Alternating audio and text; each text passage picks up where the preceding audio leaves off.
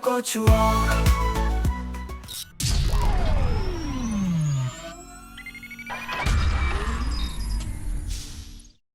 नमस्कार, विश्व शांति दर्शन चैनल में आप सभी का स्वागत। चैनल की संकल्पना है MIT शिक्षा संस्था समूह के संस्थापक, विश्व शांति के पुरस्कर्ता, विश्वधर्मी प्राध्यापक डॉक्टर विश्वनाथ दा कराड़ जी की। आप देख रहे हैं विज्ञान के अजूबे और आज का विषय है वैक्सीन। आज तक हमने इस कार्यक्रम में तकनीकी आविष्कार जान लिए, जैसे कि telephone, mobile, computer, internet, aeroplane. आज हम ऐसे आविष्कार की बात करेंगे जो नहीं हुआ होता तो आज हम पैंडेमिक से बच नहीं सकते। जी हाँ, वैक्सीन। 2020 के कोविड पैंडेमिक ने सबको याद दिलाई वैक्सीन के ज़रूरत की और हमने बेसब्री से प्रतीक्षा की उसके बनने की। सोचो 100 साल पहले 1920 में पैंडेमिक में क्या हाल हुआ होगा। वैक्सीन का इतिहास 18वीं सदी के अंत में शुरू होता है।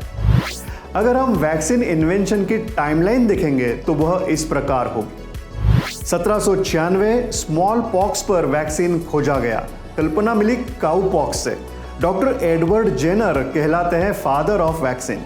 1885 में लगभग 100 साल बाद खोजा गया रेबीज पर वैक्सीन, लुई पास्चर का आविष्कार। 20वीं सदी में टीबी, पोलियो, टीटनस ऐसे बहुत सारे डिसीज के लिए वैक्सीन बनी। 21वीं सदी में कोविड-19 जैसे वैश्विक महामारी के लिए वैक्सीन हुआ तैयार। वैक्सीन का इतिहास बहुत ही महत्वपूर्ण है। सोचो कि लोग 100-200 साल पहले बीमार हो रहे हैं मगर पता ही नहीं था कि इन नई नई बीमारियों से कैसे बचे। आयुर्वेद तो पहले से ही था मगर कुछ ऐसी बीमारी जो संक्रमण से होती है या जो विशेष है उससे बचने के लिए कुछ नया उपाय जरूरी था। स्मॉल पॉक्स या चेचक एक ऐसा ही रोग था जिसने मानव को उद्विग्न किया था। इसके वैक्सीन की खोज आश्चर्यजनक थी। हुआ यह कि काउपॉक्स यह बीमारी गाय को होती थी। जो औरतें गायों के आसपास रहती थी, उन्हें चारा डालती थी, उनका संगोपन करती थी, उन्हें यह काउपॉक्स संक्रमित होता था। ताज्जुब की बात यह थी कि उन्हें कभी स्मॉल पॉक्स जो मनुष्य का होता था वह नहीं होता था।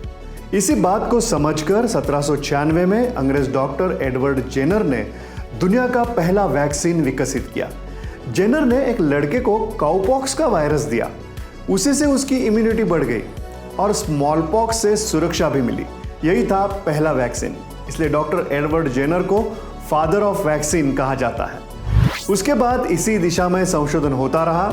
लुई पास्चर अपने पास्चराइजेशन के संशोधन के लिए जाने जाते हैं। उन्होंने रेबीज के लिए वैक्सीन बनाया। उन्होंने यह दिखाया कि मरे हुए वायरस का उपयोग भी वैक्सीन के लिए हो सकता है। पिछली सदी में यानी 20वीं सदी में कई जानलेवा बीमारियों के लिए वैक्सीन बनाए गए, जैसे कि टीबी के लिए BCG 1921 में, डिफ्थीरिया टिटनस के लिए वैक्सीन 1940 में, पोलियो के लिए 1961 में, मिसल्स के लिए 1963 में वैक्सीन बन गए। साथ ही टीका लगवाने के लिए प्रबोधन भी बढ़ गया। 1920 में मानव ने एक पैंडेमिक यानी कि महामारी देखी, वह थी स्पेनिश फ्लू। उस वक्त वैक्सीनेशन इतना प्रगत नहीं था। उससे दुनिया में लगभग 5 से 10 करोड़ लोग मारे गए, जबकि दुनिया की आबादी तब थी 180 करोड़ के पास।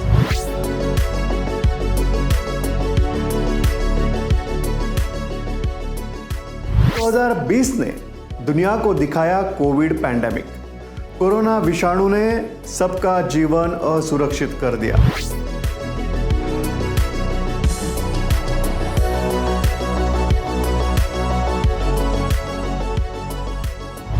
जिस तरह से दुनिया भर में संशोधन हुआ उससे यह साबित हुआ कि हम नए वैक्सीन वह भी कम समय में बनाने के लिए अब तैयार है।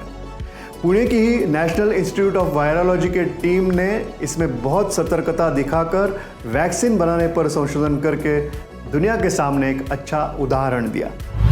अन्य महत्वपूर्ण वैक्सीन विकसित हुए 20वीं सदी के अंत या 21वीं सदी की शुरुआत में, जैसे कि chicken pox, influenza, meningococcal vaccine. Vaccine के आविष्कार का इतिहास मनुष्य के लिए बहुत बहुत उपयोगी था।